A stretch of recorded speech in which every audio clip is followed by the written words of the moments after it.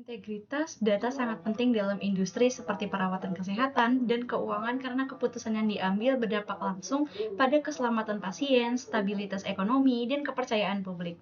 Data yang akurat, konsisten, dan terlindungi dari manipulasi memastikan diagnosis medis yang sangat tepat, perawatan yang sangat efektif, serta transaksi keuangan yang aman dan adil.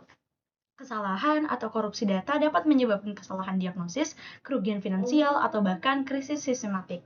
Dengan menjaga integritas data, organisasi dapat meminimalkan risiko, mematuhi regulasi ketat, dan memberikan layanan yang andal kepada pelanggan atau pasien. Rencana pemulihan bencana yang kuat berkontribusi terhadap ketersediaan operasi bisnis penting dengan memastikan kelangsungan operasi meskipun terjadi gangguan. Dengan identifikasi resiko, prosedur darurat, dan cadangan data yang aman, bisnis dapat meminimalkan downtime dan mempercepat pemulihan. Hal ini melindungi produktivitas, reputasi, dan pendapatan sekaligus memenuhi kepatuhan regulasi. Dengan demikian, operasi kritis tetap berjalan, mengurangi dampak negatif bencana pada bisnis.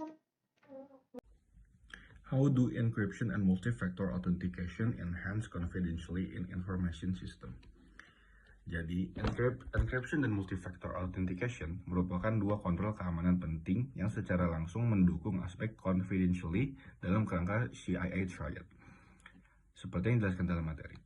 Yang pertama ada encryption. Encryption melindungi confidentiality dengan mengubah data menjadi format yang tidak dibaca tanpa kunci yang sesuai. Hal ini memastikan bahwa meskipun data dicegat oleh pihak yang tidak berwenang, isinya tetap tidak dapat diakses atau dimanfaatkan. Enkripsi termasuk dalam preventive control, yaitu kontrol yang mencegah pelanggaran keamanan sejak awal. Selanjutnya ada multi-factor authentication. Multi-factor authentication meningkatkan confidentiality dengan memastikan bahwa hanya pengguna yang berwenang yang dapat mengakses sistem atau data.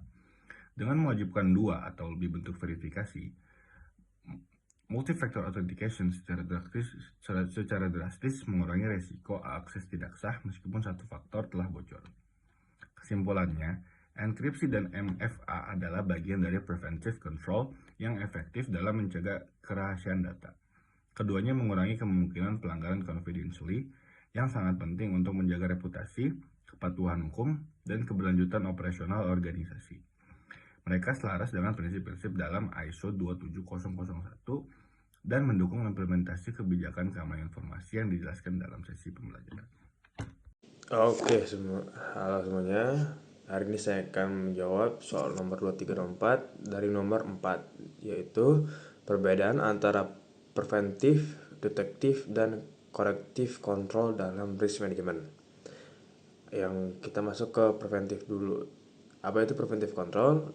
Yaitu tujuannya mencegah terjadinya insiden keamanan sebelumnya terjadi.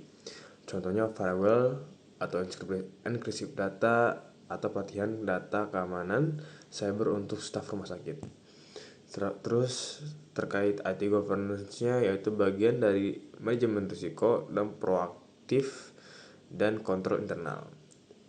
Dan juga ada contoh nyatanya, yaitu Rumah Sakit Jakarta seharusnya punya sistem backup dan pelatihan anti-phishing untuk cegah ransomware.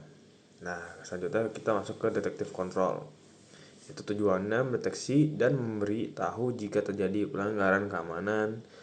Contohnya ada sistem IDS, IPS, audit log, atau alarm system.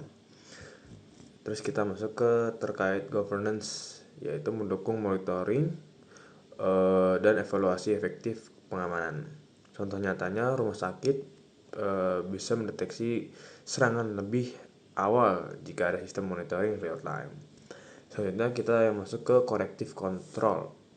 Nah, tujuannya itu memulihkan sistem dan memperbaiki kerusakan setelah insiden terjadi. Contohnya disaster recovery plan atau DRP. Terus ada restore data dari backup patch keamanan. Nah, kita masuk ke terkait IT governance-nya, yaitu bagian dari business continuity plan atau BCP dan pemulihan insiden. Dan yang terakhir ada contoh nyatanya, yaitu setelah serangan ransomware, rumah sakit seharusnya segera aktifkan DRP dan memulihkan sistemnya. Explain the relationship between threat, vulnerability, and impact. Threat atau ancaman adalah kejadian atau aksi potensial alami atau buatan manusia yang dapat mengeksploitasi kerentanan untuk membahayakan aset.